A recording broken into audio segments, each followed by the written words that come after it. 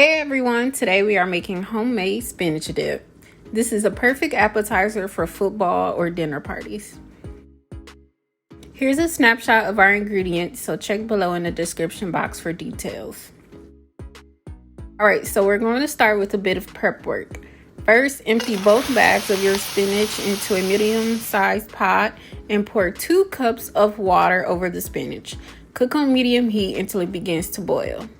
While the spinach is cooking, if you want to use onion, go ahead and dice some up, but mine are already pre-cut. Also, at this time, shred your desired cheese.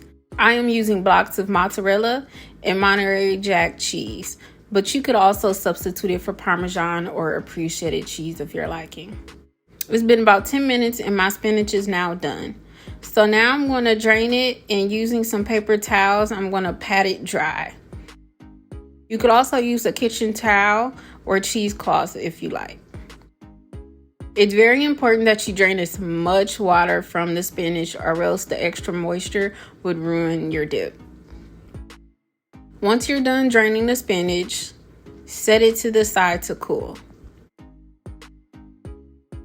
Now grab a skillet and add a couple tablespoons of butter to it.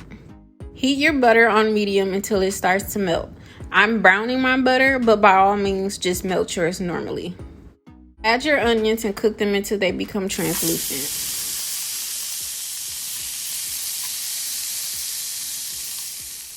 Minced garlic is also optional, but I'm going to add about a teaspoon to my onions.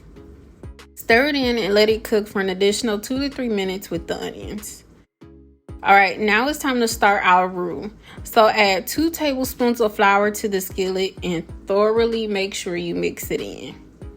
Allow the flour to cook for about 2 minutes to start the thickening process. Now I'm going to measure out about 1.5 cups or 12 ounces of heavy whipping cream. Give your roux a good stir and start to slowly pour in the heavy cream, about 1/2 cup at a time. Make sure you are mixing in the cream until it's fully incorporated into the roux. Repeat these steps until all your heavy cream has been poured and well mixed in.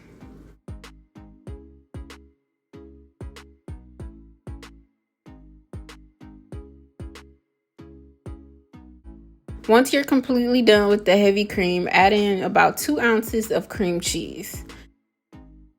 I know it looks a little clumpy, but stir in the cream cheese for about 5 minutes and it should completely melt into your mix.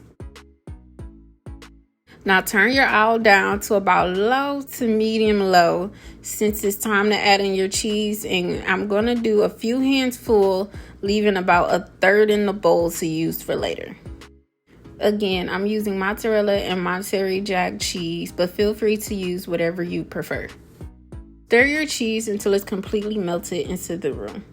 I also want to note that if at any point during this process you feel like your dip is getting too thick for your liking, just stir in a tablespoon of milk at a time until you get the consistency that you want.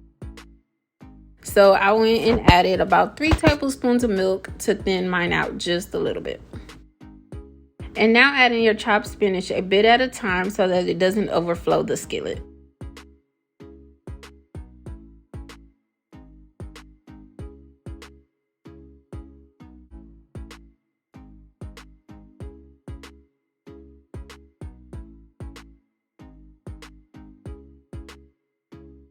Last but not least, season your dip to your liking.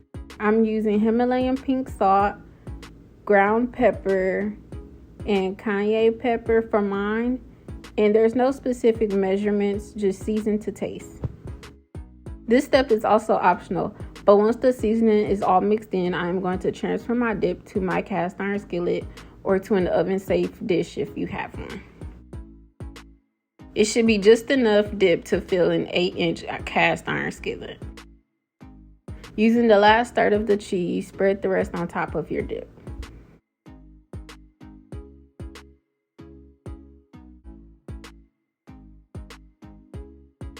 Here's a look before we bake it. Alright, now place your pan in the oven on broil for about 5 minutes or until the cheese starts to brown and bubble at the edges. All right, thumbs up, and this is the final look. Go ahead and plate your spinach dip and serve with tortilla chips. And there you have it, homemade spinach dip. Thanks for watching, and I'll see you for the next video.